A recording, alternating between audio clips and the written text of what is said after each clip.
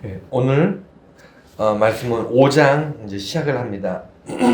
오늘 본문이 좀 길고 내용이 좀 많고 살펴봐야 될 내용들이 많이 있습니다. 많이 있지만 결론적으로 이 내용은 되게 간단한 내용입니다. 딱 한 가지예요. 뭐냐면 하나님을 본받자 이런 이 내용이에요.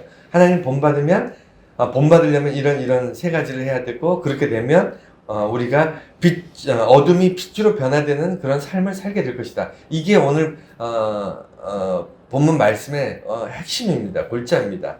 그런데 그러기 위해서 몇 가지 좀 깊이 있게 생각하고 고민해야 될 부분들이 있어서 오늘 빠르게 지나가면서 내용들을 다 살펴보려고 합니다.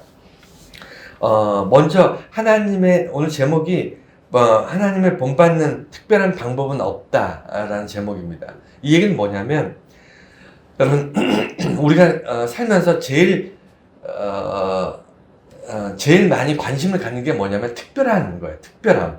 그러니까 누구나가 공부를 잘하고 싶다. 그런데 특별히 잘할 수 있는 방법이 뭘까? 이렇게 방법을 찾는데, 우리는 살면서 다 방법이 있습니다. 왜냐하면 태어날 때부터 우리가 다 알고 태어난 것이 아니기 때문에 성장하면서 자라면서 그 상황에 따라서 아니면 여건에 따라서 학습하고 배우고 경험하고, 그 다음에 우리 스스로 이런 것들을 통해서 경험치가 쌓이면서 우리가 깨달아 알아가는 거거든요. 그래서 우리 살면서 방법이 늘어나요. 사는 방법, 우리가 무엇인가를 어떤 욕망을 채우기 위해서 우리가 해야 되는 일들, 이런 방법적인 것들이 이제 늘어나기 시작합니다. 그렇지 않습니까? 배고플 때 밥을 먹기 위해서는 우리가 음식을 하고 요리를 하고, 그 다음에 요리를 하기 위해서 뭐라고, 이 모든 것들 우리 사는 방법이에요.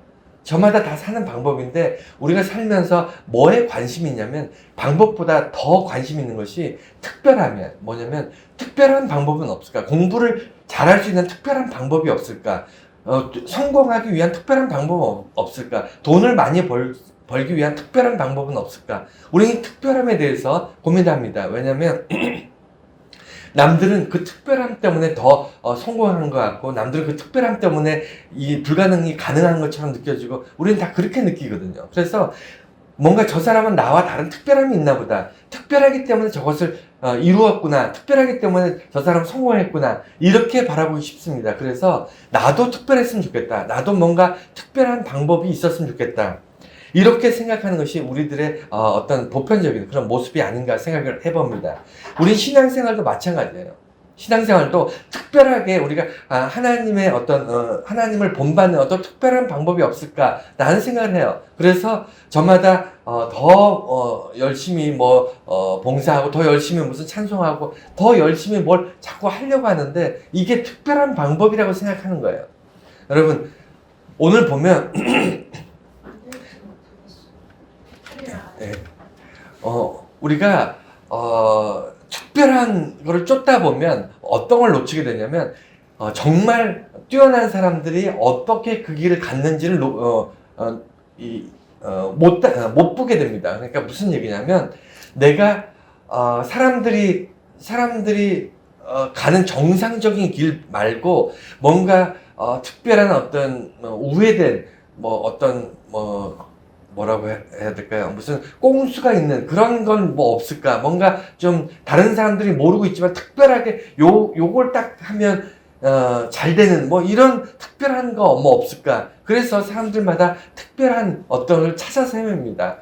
방법을 찾는 방법이 아니라 특별함을 찾는 방법으로 우리가 삶을 그렇게 살아가는 것 같습니다. 여러분,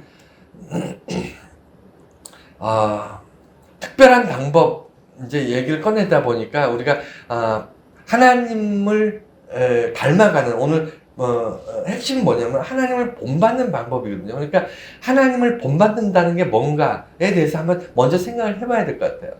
하나님을 본받는다는 게 뭐죠? 우리가 본받는다는 게 뭡니까?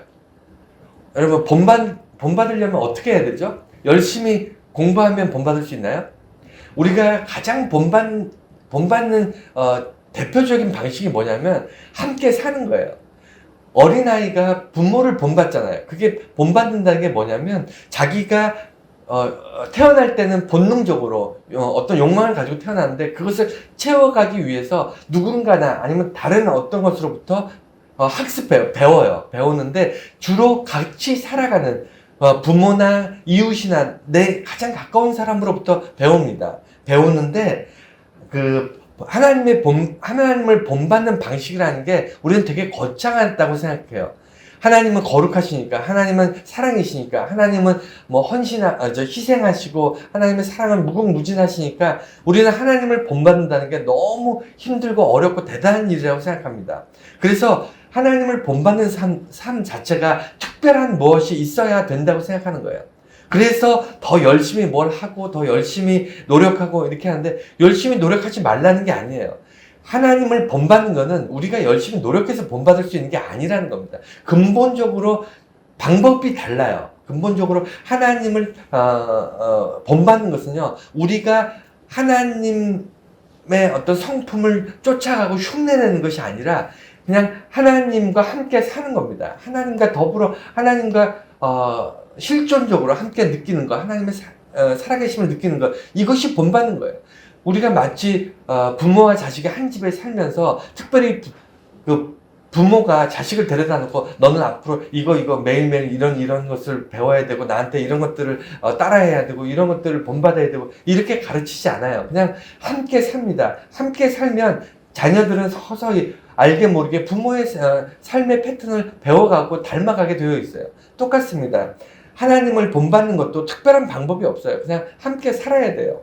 이 특별한 것을 자꾸 찾으려고 하니까 우리가 엉뚱한 데 가서 헤매게 됩니다. 그리고 하나님을 본받을 때 우리가 왜 행동에 대해서 얘기 안 하고 마음을 얘기하냐면 하나님의 행동은 하나님이 우리에게 베푸신 행동을 우리가 따라가는 게 아닙니다. 우리가 예수님처럼 예수님을 따라간다고 해서 우리가 물 위를 걸어야 되는 게 아니고 십자가를 져야 되는 게 아니잖아요.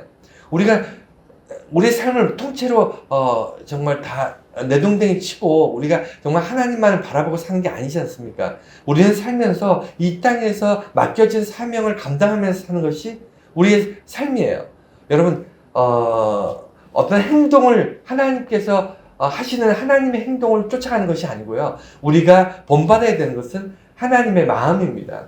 하나님의 마음, 같이 살면서 하나님의 마음을 본받는 거예요. 우리가 부모와 자식이 한 집에 살지만 부모가 밖에 나가서 직장에 다니면서 돈을 번다고 자식이 나도 아버지를 본받아서 밖에 나가서 돈을 벌어야지 이렇게 살지 않잖아요. 우리는 부모가 자녀를 사랑하고 자녀가 부모를 사랑하는 그런 서로 사랑하고 존중하고 아끼고 이런 마음들이 공유되는 것이 가정이고 그것이 본받는 것의 기초가 됩니다. 하나님에 대해서 본받는 것도 이런 거예요. 어떤 하나님을 본받는 특별한 방법이 없습니다.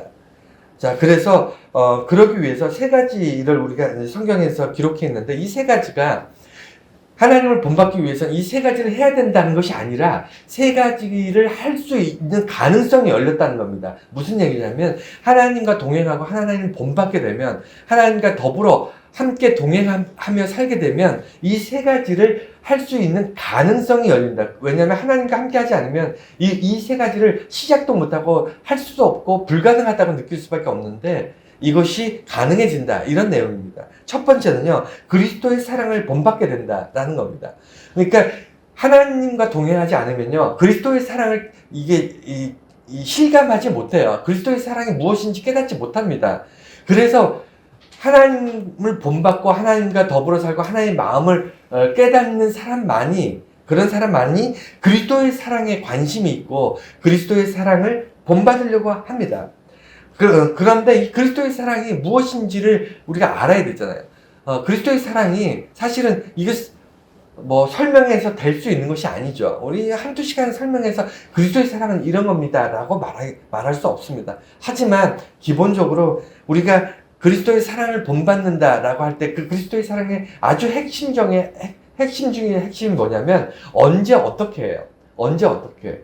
그 외에도 많이 있지만 언제. 그러니까 그리스도의 사랑은요, 자기를 십자가에 못 박기까지 자기 생명과 그 고통을 감내하기까지 우리를 구원하기를 원하시는 그 사랑인데 언제냐는 거예요. 언제. 이게 핵심입니다. 언제죠? 우리가 아직 죄인 되었을 때예요. 우리가 아직 예수를 모를 때예요. 우리가 아직 하나님을 알지 못할 때, 우리가 하나님의 사랑을 거절하고 우리가 하나님에 대해서 전혀 인식하지 못한 아직 죄인 되었을 때 예수 그리스도의 사랑이 우리에게 드러나는 겁니다.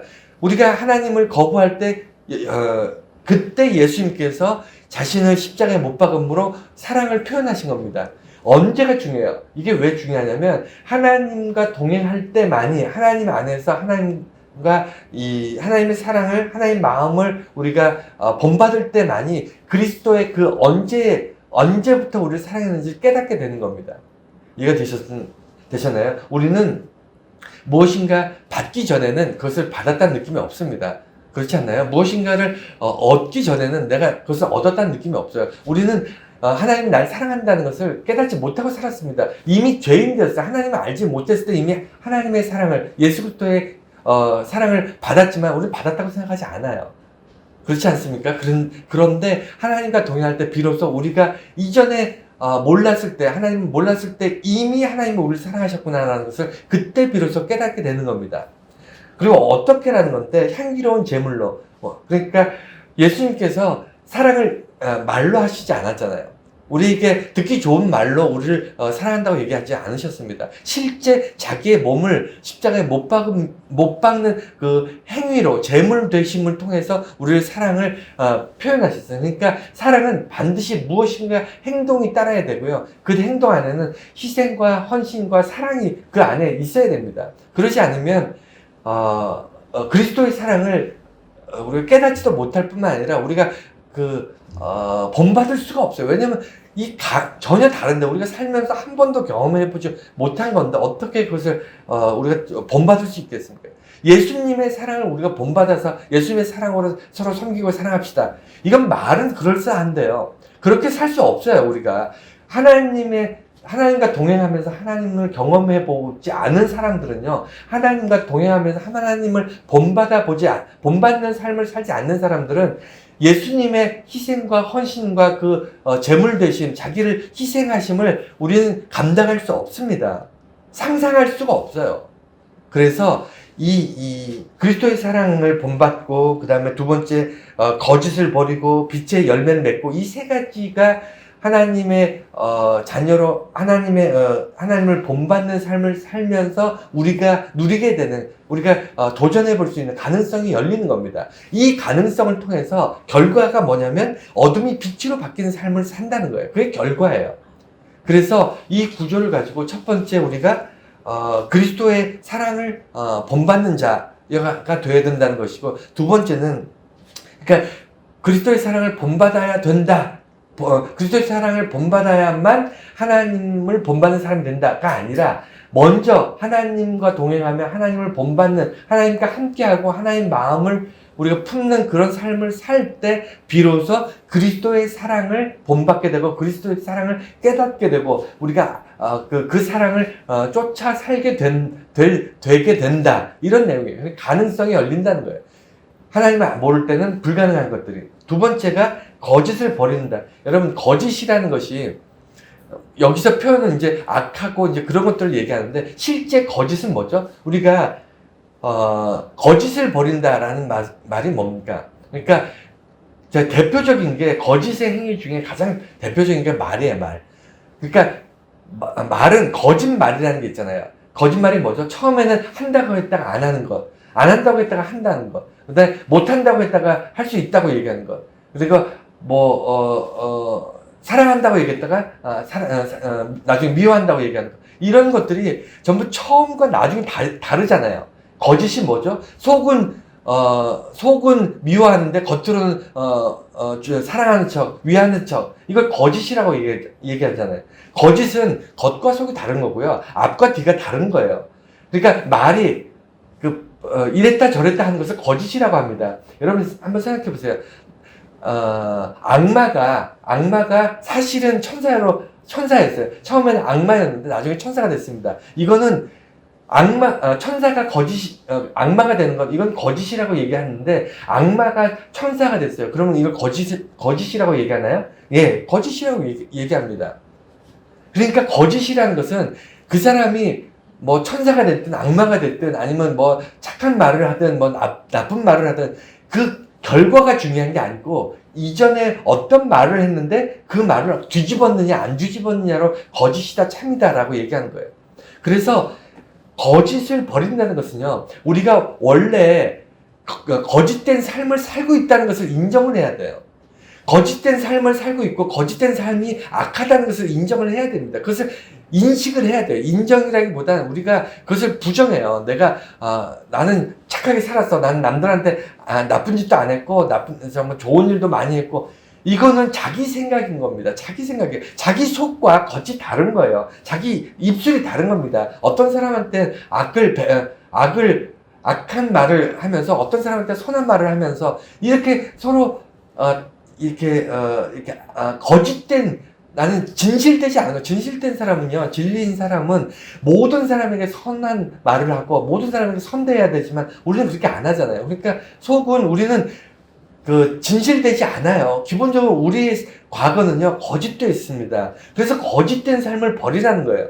거짓된 삶을 버려야만 하나님의 진실함, 거룩함, 그것을 받아들일 수 있어요. 근데 이 거짓됨을 우리가 버리기 위해서는 두 가지를 잘 기억하셔야 돼요. 뭐냐면 우리가 본질적 거짓과 말로 하는 거짓말, 이 두 가지를 버려야 된다는 거예요. 근데 이게 하나님을 붙잡지 않고 하나님을 본받지 않으면 불가능해요. 왜냐면 모든 사람이 거짓말하고 살고 모든 사람이 본질적으로 거짓됐는데 왜 내가 참되게 살아야 되지? 이건 말이 안 되잖아요. 근데 모든 사람이 거짓말 하는데 왜 나는 거짓말 안 하고 참말만, 진실된 말, 정말 거짓 없는 말을 하면서 나 혼자만 왜 그렇게 살아야 되지? 이건 말이 안 되는 거예요. 왜냐하면 하나님을 알지 못하는 사람은요, 이렇게 살아야 될 이유가 없습니다. 거짓말해서 부자 되고 거짓말해서 남을 속여서 더 편하게 쉽게 효율적으로 살고 다른 사람을 이용해서 더 잘 살고, 세상에 다 그렇게 살고 있다면 나만 착하게 살고 진실되게 살아야 될 이유가 있습니까?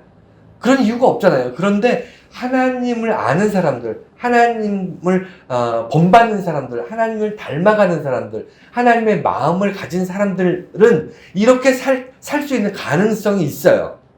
거짓을 버리고 참되게 살아갈 가능성이 있습니다. 여러분, 하나님을 알지 못한 사람은요, 절대로 안 돼요. 이건 장담할 수 있습니다.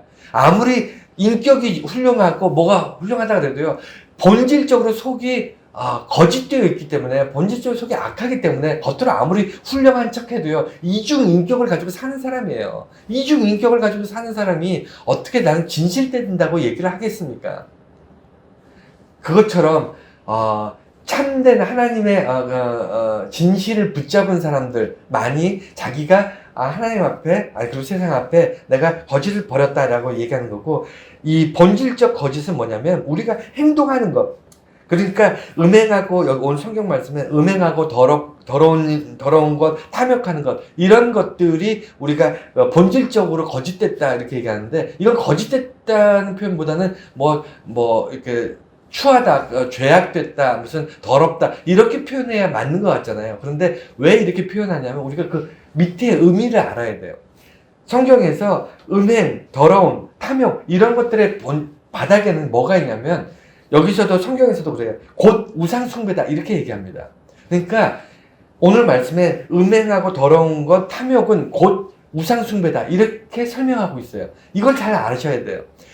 고대 초대교회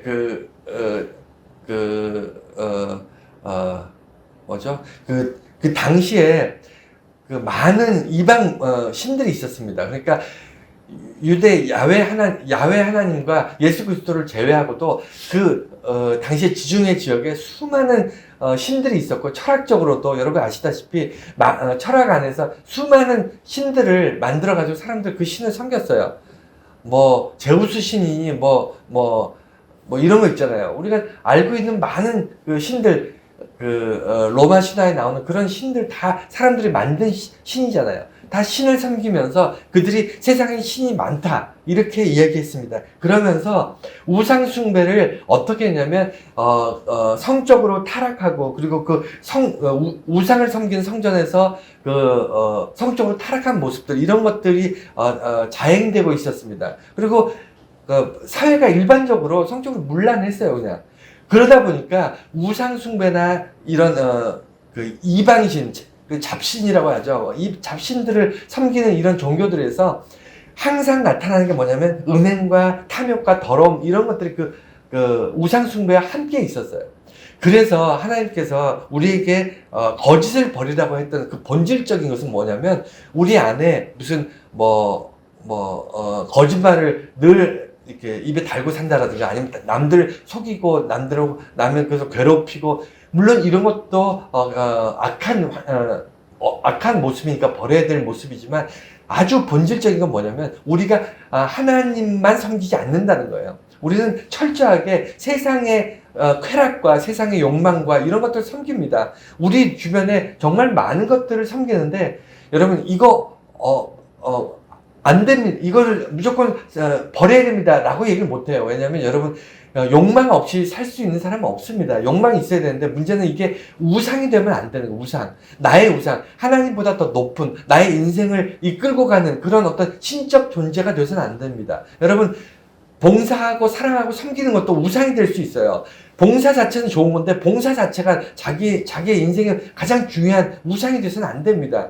우리 자녀를 사랑하지만 자녀가 우상이 돼서는 안 되잖아요. 우리 주변에 너무나 많은 우상들이 있습니다. 거기에는 우리가 알게 모르게 탐욕적이고 욕망이 그 안에 있고요. 그 다음에 온갖 더러운 것들이 그 안에 다 함께 있어요. 그래서 여러분 잘 보십시오. 하나님을 나의 인생의 유일하신 하나님으로 딱 하고 그 외에 모든 내가 우상을 버리면요. 그러면 그제서야 진실되게 내가 진실되게 행동할 수 있어요.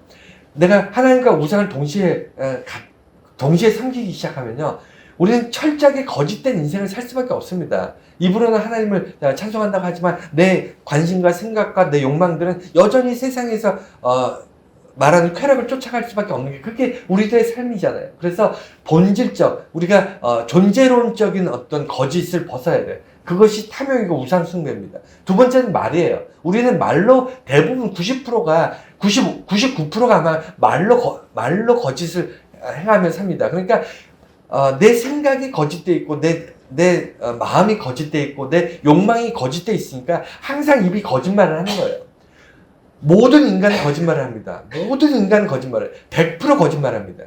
거짓말을 안 하고 사는 사람은 한 명도 없어요. 근데 거짓말의 본질이 뭐냐면 그러니까 오늘 성경 말씀 보면 누추한 말, 어리석은 말, 그리고 희롱하는 말, 속이는 말 이런 말들을 한다는 건데 이게 여러분 나의 이익을 위해서 사람들에게 거짓말을 하거나 사기를 치거나 이런 것을 떠나서 우리는 나는 거짓말을 안 해. 난 다른 사람 속이지 않아. 난 다른 사람들에게 사기를 치지 않아. 여러분, 그렇기 때문에 내가, 거짓말을 안 한다. 이게 아니라, 우리의 말 자체, 말의 속성, 우리가 늘 하는 말 안에는, 말의 속성 안에는 더러운 것들이 있다는 거예요. 처음에는 누추한 말. 이게 뭐냐면, 부끄럽고 더러운 말이에요. 그러니까, 하지 말아야 될 말들이 있다는 겁니다. 그러니까 거짓말이라는 것은 우리가 아까 얘기한 것처럼 한다고 했다 안 한다고 했다 안 한다고 했다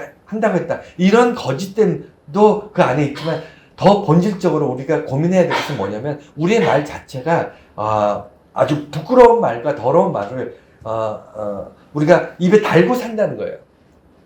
그리고 그런 것들을 이제 누추한 말이라고 표현하는 거고 이게 언어적인 건데 어리석은 말이라는 것이 이제 무지해서 그러니까 알지 못해서 정확하게 따져보지 않고 지식이 없어서 그냥 모르는데 아는 척 그러면서 우기기는 엄청 우겨요. 내 말이 맞다. 넌 틀렸다.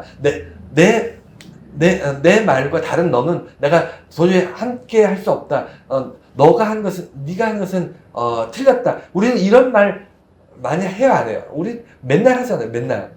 나랑 생각이 다르고, 나랑 경험이 다르고, 나랑 가치관이 다르고, 나랑 세계관이 다른 사람들이 진짜 천지에 있습니다. 그런 사람들하고 어떻게 그게 하나가 될 수 있어요? 하나가 안 되거든요. 그런데 그때마다 어떻게 하냐면 상대방에 대해서 나의 생각을 주장하고, 그 다음에 나를 우기고, 그 다음에 상대방을 꺾으려고 그러고, 말로 안 되면 이제 폭력이 나가고, 폭력이 나가다 안 되면 전쟁이 나고, 이게 인간의 모습들이잖아요.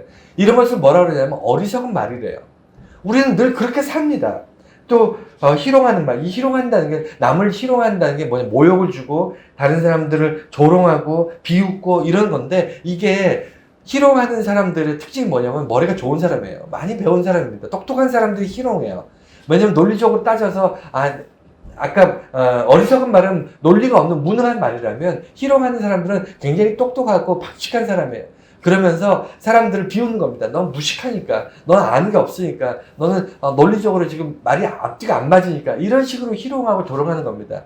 사람들을 모든 사람이 최고의 교육을 받지 않습니다. 모든 사람들이 저마다 지식의 수준이 다르고, 저마다 판단하고 자기가 경험하는 내용들이 다 다르잖아요. 다른데도 불구하고 자기가 옳다라고 생각하고 남들을 무시하는 것을 희롱한다는 거예요. 조롱하는 거, 난 비웃는 거, 그 다음에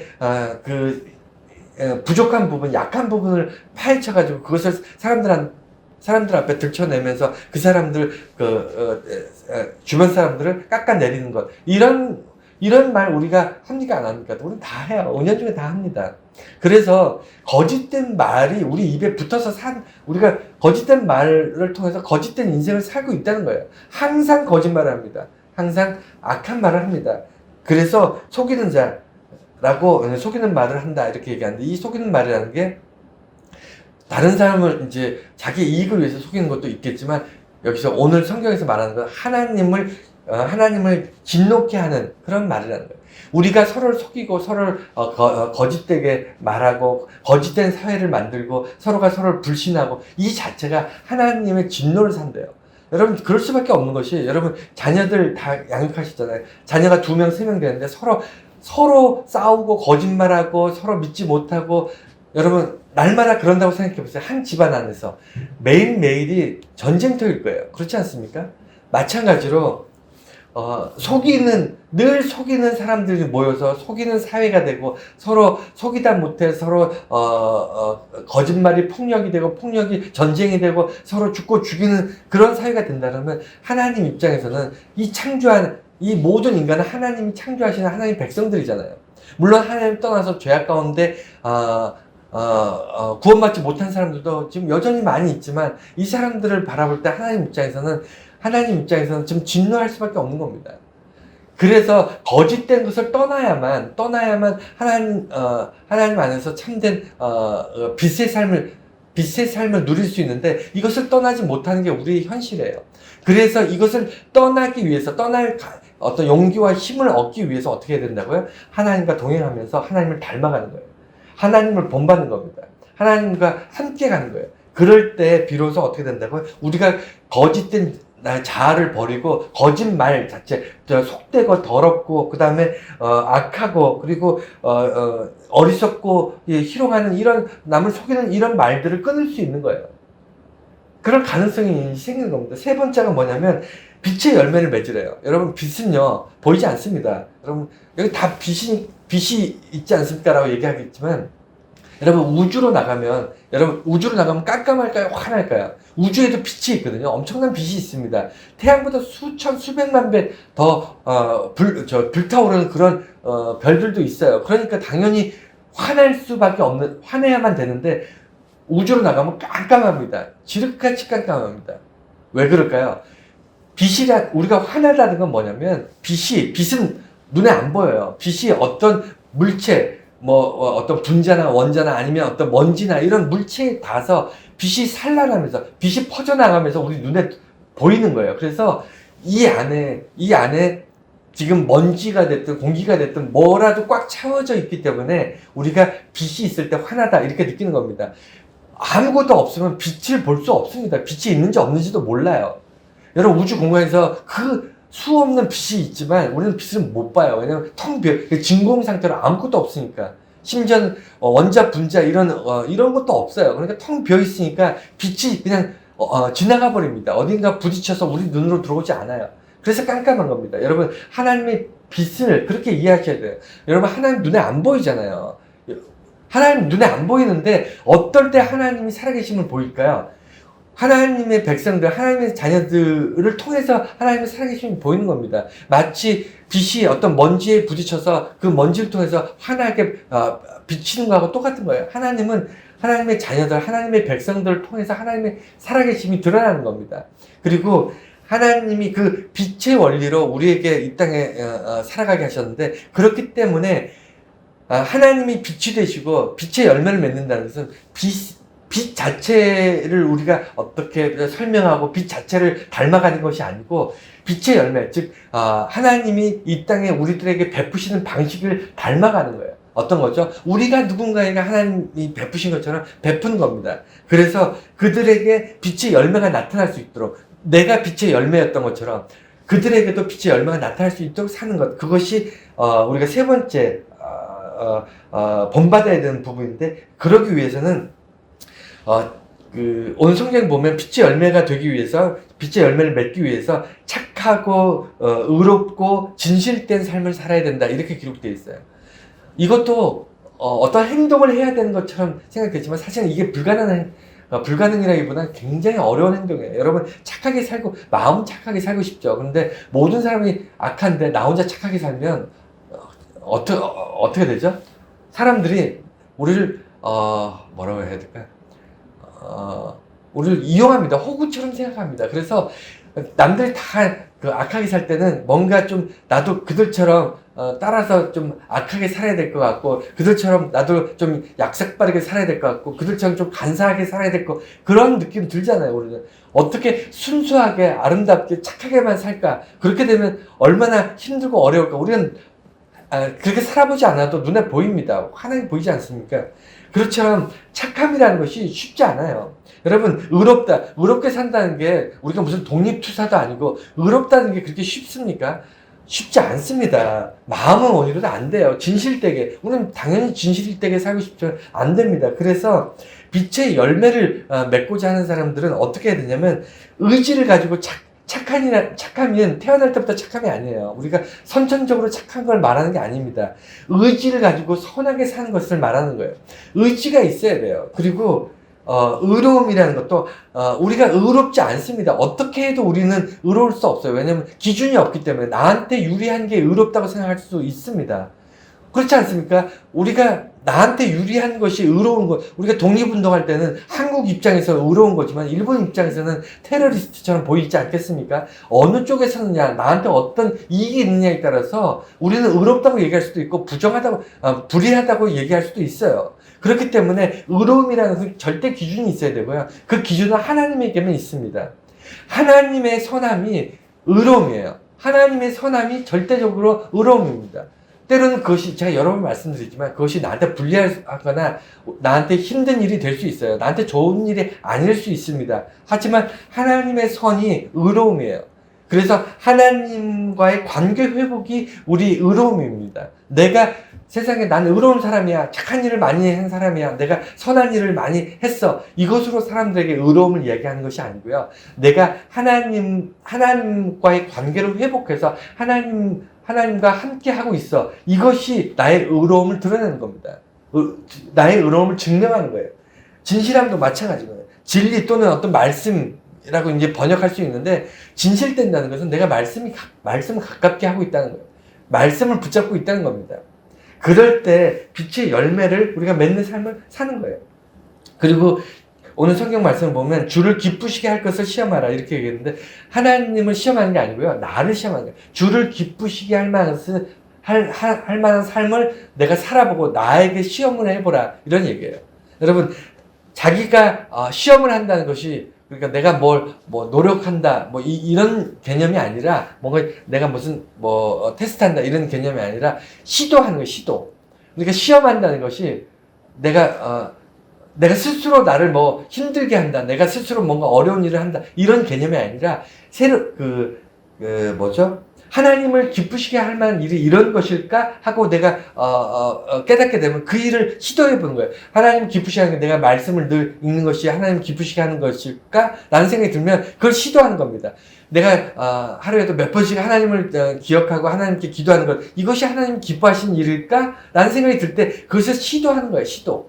그것이 시험한다라고 표현하는 겁니다. 그러니까 내가 하나님을 위해서 무엇인가를 시도하고 있는가를 좀 따져보세요. 하나도 안 하는 사람도 많습니다. 교회 다니고 신앙생활을 오래 했는데도 하나님이 이 일을 통해서, 이런 삶을 통해서 이것을 함으로 하나님이 기뻐하실까? 그럼 이거 한번 해봐야지 라고 시도하는 그런 시도를 한 번도 안 하고 사는 사람도 많이 있습니다.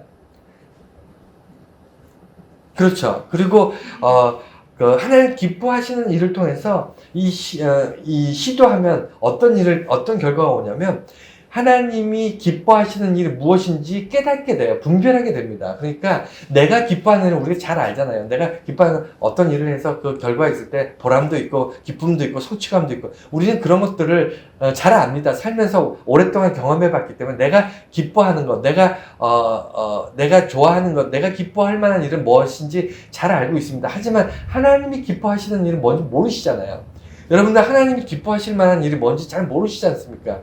그거 왜 모를까요? 여러분들이 시도를 하지 않았기 때문이에요. 뭔가 하나님 기뻐하시는 일이 무엇일까 고민하고 그것을 고민해서 그것을 시도해서 그것을 통해서 하나님이 기뻐하실 만한 일이다. 하나님이 좀 기뻐하시는구나라는 그 피드백이 안 되고 있기 때문에 하나님이 무엇을 통해서 기뻐하시는지 모르는 겁니다. 그래서 이런 일들이 어떤 삶이냐면 열매를 맺는 삶이라는 거예요. 빛의 열매, 하나님의 열매, 하나님의 영광, 선, 어떤 의로움의 열매를 맺는 삶이라는 거예요. 이것이 그전에는 불가능해요. 어떨 때? 내 노력과 내 힘으로 하려고 할 때는. 하지만 하나님께서 나와 동행하고 하나님께서 하나님을 본받는 삶을, 하나님과 동행하는 삶을 내가 살아가고 있다면 이런 일들이 가능해진다. 물론 반드시 된다, 100% 된다고 얘기 못합니다. 저와 여러분들이 노력하고 시도하고 애쓰면서 조금씩 확률을 높여가고 점점 하나님을 많이 닮아가는 삶을 통해서 성숙해가죠. 신앙이 성숙해가고 신앙이 단단해져 갑니다. 하지만 우리는 100% 완전하지 않습니다. 하지만 가능성은 계속 열려 있는 거죠. 그래서 본받는 삶이라는 것은 이렇게 진행되어 간다. 이 세 가지를 통해서 우리가 성숙해가고 성장해 간다. 이것을 기억하시고 그렇게 함으로써 마지막 결론적으로 그러면 어떻게 되느냐? 하나님을 본받는 삶은 어떤 삶이 결론적으로 어떤 삶을 살게 되느냐? 이것이 이제 오늘 말씀의 결론이자 핵심인데 어둠이 빛으로 변한대요. 그러니까 이것이 핵심이에요. 그러니까 하나님을 믿는 사람들, 하나님을 따르는 사람들이 그 궁극적으로 꿈꾸는 건 뭐냐면 하나님으로부터 큰 복을 받아야 되겠다. 내가 어려움을 당했지만 하나님 도와줘서 일이 잘 풀렸으면 좋겠다. 아니면 내가 육체적으로 좀 몸이 아파서 힘들다. 아니면 금전적으로 내가 좀 어려움 당하고 있다. 여러 가지 우리 삶에 많은 문제와 어려움이 있잖아요. 이런 것들이 하나님 통해서 한 번에 해결됐다. 이게 문제가 다 해결됐다. 이런 차원의 것이 아니고요. 하나님과 동행하고 하나님을 본받고 하나님 아는 하나님 마음을 교통하면서 살아간다는 그 의미는 뭐냐면 어둠이 빛으로 바뀐다는 거예요. 어떤 변화되는 것을 경험하는 겁니다. 그러니까 문제가 해결되는 것이 아니고 악한 것에 사로잡혀서 모든 것이 악한 생각과 악한 것으로 꽉 차 있던 사람이 하나님의 거룩함으로 하나님의 빛의 삶으로 바뀐다. 그러니까 이전에 나의 악한 모습도 우리가 분명히 기억해야 되고요. 그 다음에 바뀐 하나님의 거룩한 모습도 반드시 기억해야 됩니다. 그래서 우리는 뭘 자랑하는 거냐면 내가 성공해서 하나님 믿고 이게 잘 됐어. 하나님이 복을 주셔서 이런 문제가 해결됐어를 자랑하는 게 아니고요. 예전에 내가 이랬는데, 예전에 내가 악한 이런 존재였는데 하나님을 만나고 하나님께서 복을 주셔서 내가 이렇게 바뀌었어. 내가 이렇게 빛의 자녀가 되었어. 이거 자랑하는 거예요. 바울도 그거 자랑했고 초대교회 사람들도 그걸 자랑했고요. 모든 그리스도인들은 그걸 자랑했습니다. 그런데 어느 순간 우리는 자꾸 기복 사상이 빠지면서 그리스도인들이 뭔가 복을 받았다는 것을 자랑하려고 하는 것 같은데 복 받은 거는요. 별 의미가 없습니다. 여러분 이 땅에서 100만 원이 더 생겼어요. 1000만 원이 더 생겼어요. 행복하십니까? 여러분 천국 가면요. 어마어마한 부귀 영화가 여러분 기다리고 있습니다. 심지어는 썰입니다. 확실한 건 아닌데 증명된 건 아닌데 천국은요. 자갈밭도 금으로 돼 있대요. 이게 믿거나 말거나인데 여러분 그런 천국에서 여러분 사실 건데 여러분 이 땅에서 100만 원이 더 생겼다 1000만 원이 더 생겼다 너무 행복하십니까? 저는 그거 좀 어리석다고 생각하는 거예요. 그러니까 뭐냐면 과거에 내가 무엇인가를 해결됐기 때문에 무엇인가를 더 얻고 누리기 때문에 행복한 게 아니고요. 과거엔 이랬는데 지금은 이랬습니다. 이 변화된 과정, 이 과정이 자랑거리고 이 과정이 행복하게 되는 겁니다. 과거에는 내가 지옥 갈 수밖에 없었는데 지금은 천국 갈 겁니다. 과거엔 내가 희망이 없는 소망 없는 삶이었는데 이제는 정말 천국 소망뿐만 아니라 내가 이 땅에서 하나님이 주신 사명 잘 감당해서 정말 세상이 줄 수 없는 기쁨을 누리면서 살 겁니다. 얼마나 큰 자랑입니까? 이런 자랑이 그리스도인들의 자랑인데 이것이 뭐냐면 어둠이 빛으로 바꾸는 삶이라는 거예요. 이 삶은요. 과거에 한번 바뀌었다가 아니고요. 구원받았을 때 바뀌었다가 아니고요. 오늘도 바뀌어 가고 있고요. 과거에도 바뀌었고 그 미래도 내일도 계속 바뀌면서 살 거예요. 이해가 되십니까? 과거의 나의 어떤 삶이 오늘도 바뀌고 있고요. 내일도 바뀔 겁니다. 그래서 이것이 바뀌어지는 삶이라는 거예요. 우리가 바꾸어가는 삶이라는 겁니다. 그 삶은요. 본질적으로 악을 분별하고 따라가지 않는 삶입니다. 우리가 악을 분별하고 따라가지 않는 것은 선을 봤기 때문이에요. 여러분, 악이지 모르고 산다니까요. 우리 바뀌는 사람들이 악을 맨날 우리 눈에는 참 악하다라고 보지만 그 사람들이 자기가 스스로 악하다고 생각할까요? 아니라니까요. 선을 보지 못한 사람은요, 자기가 살아가고 있는 그 악이 전부인 줄 압니다. 악이 선인 줄 알고 살아가는 거예요. 그래서 사기치는 사람은요, 자기가 사기치는 게 나쁜 일이라고 생각하지 않고요, 자기는 더 큰 사기를 치지 못한 것을 후회하면서 또는 감옥에 있는 사람은 내가 잡히지 않고 더 큰 도둑질을 하면서 더 큰 죄를 범하더라도 잡히지만 않았으면 될 것. 뭐 이런 말도 안 되는 생각들을 하면서 살아가고, 그게 세상이에요. 그게 세상. 우리 주변에 보면 다 그런 생각들 하고 살잖아요. 그래서 악을 분별하면서 따르지 않으려면요, 따르지 않는 삶을 사는 것은 우리가 선을 봤기 때문에 그 선은 우리 주변에 이게 선이다, 저게 선이다로 우리가 말할 수 없어요. 뭐가 선이죠? 오직 하나님만이 선이에요. 절대 선입니다. 선을 경험하지 않은 사람은요, 절대 자기가 분별할 수 없어요. 난 지금 악을 따라가고 있구나. 내가 지금, 선하고 있구나. 선한 길을 선택했구나. 이걸 분별을 못 한다니까요. 왜냐면, 악과 선을 다 알고 있어야만 분별을 하는데, 선을 알지 못하면요, 악만 알고 있는 사람은 절대로 분별하지 못합니다. 분별하지 못하니까 당연히 악에 휩쓸려 사는 겁니다. 그리고 어둠을 빛으로 바꾸는 삶에 또 하나는 빛이 감추어진 것을 드러낸다는 거예요. 여러분, 아까도 잠깐 얘기했지만 빛의 가장 중요한 것은요, 드러내는 거예요. 빛은요, 빛 자체가 어떤 힘이 있는 게, 빛이 어떤 힘이 있어서 어떤 물체를 밀어낸다거나, 여러분 보세요. 빛이 어떤 역할을 해서 뭘 들었다 놨다 한다거나, 뭘 폭발시킨다거나, 아니면 이렇게 부셔버린다거나, 여러분 빛이 그런 것을 하진 않잖아요. 그런데 그 빛이 도달하면 무엇이 달라지냐면, 그 앞에 우리가 깜깜하게, 예를 들어 이곳에 불을 다 끄고 깜깜하게 빛이 새어들어지지 않게 다 막아놓으면 깜깜하잖아요.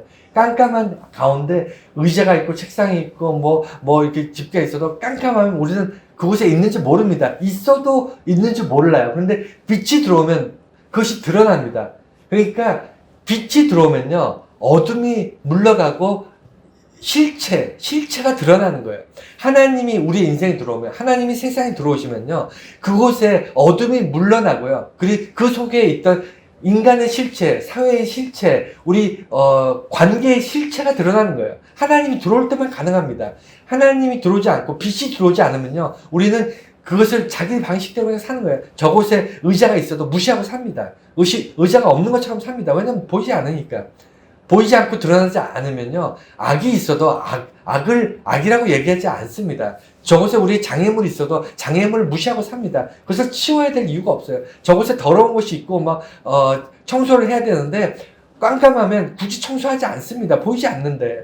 여러분, 빛이 들어온다는 것은요, 때로는 우리 삶이 되게 피곤할 수 있어요. 굉장히 많은 것이 바뀌어지고 많은 것이 불편해질 수 있습니다. 그전의 삶에 전혀 우리가 양심의 가책을 느끼지 않고 있다가 갑자기 빛이 들어오면요, 모든 것들이 양심의 가책을 느낄 수 있어요. 모든 것들이 바뀌길 원할 수 있습니다.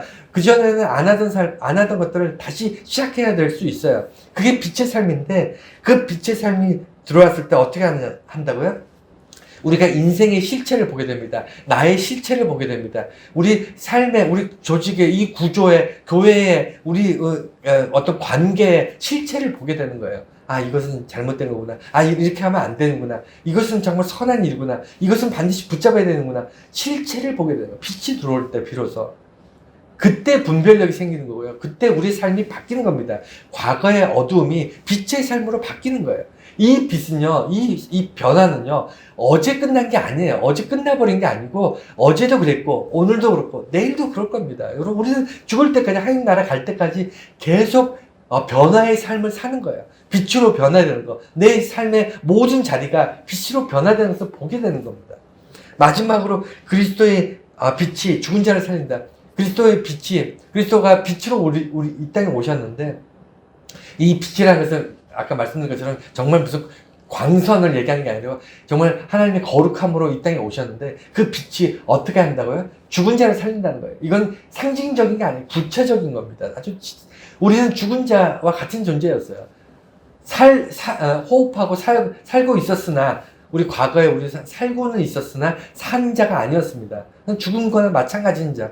소망 없고 희망 없고 그냥 이 땅에서 숨만 쉬고 먹고 자고 원초적인 본능대로 살다가 때 되면 죽는, 그리고 영원한 지옥으로 갈 수밖에 없는 그런 어떤 희망 없는 인생이었습니다. 그런데 그리스도의 빛이 비쳤을 때 어떤 일이 발생하냐면 죽은 자가 사는 거예요. 우리가 사는 겁니다. 우리 이웃이 사는 거예요. 그리스도의 빛이 비쳤을 때는요, 그냥 빛으로서 무엇인가를 드러내고 무엇인가를 알려주고 무엇인가를 우리를 깨닫게 하는 정도가 아니고요. 그리스도의 빛은 세상의 죽은 자를 살리는 거고요. 그리고 다시는 죽지 않게 하는 겁니다. 이것을 믿으셔야 돼요. 이게 기독교입니다.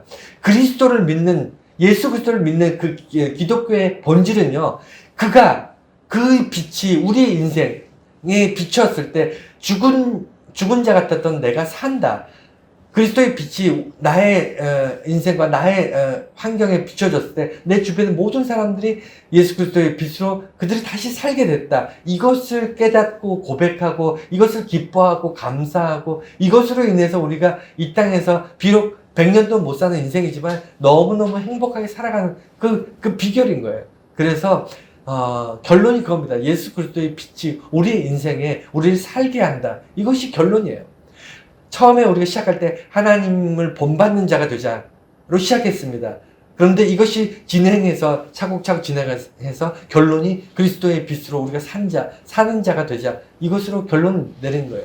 간단하게 다시 한번 말씀드리면, 하나님을 본받는 자는 그 본받는 것을 통해서 하나님과 동행함을 통해서 가능해지는데, 무엇이 가능해지냐면 세 가지가 가능해집니다. 하나는 그리스도의 사랑을 본받게 되고, 이것이 그전에는 하나님을 알지 못하면 깨닫지 못했던 것을 다시 깨닫는, 그래서 본받을 수 있는 가능성이 열렸고, 두 번째는 거짓을 버리는, 우리 본질적 거짓, 그냥 거짓말하는 거짓, 그것을 넘어서 우리에게 인간의 거짓, 나의 존재론적인 거짓된 삶, 나의 이중적인 삶, 나의 악하고 더러운 삶을 완전히 버리고 하나님을 바라볼 수 있는 거룩한 삶으로 변화된다는 것. 세 번째가 빛의 열매가 있다는 거. 열매. 그 열매는 어떻게 온다고요? 나의 의지와 그리고 하나님과의 관계 회복과 그리고 하나님이 주신 우리의 말씀, 이런 것들을 통해서 우리가 착하고 의롭고 진실된 삶으로 그 진실된 삶의 열매를 맺게 된다는 것. 그리고 하나님이 기뻐하시는 그런 삶을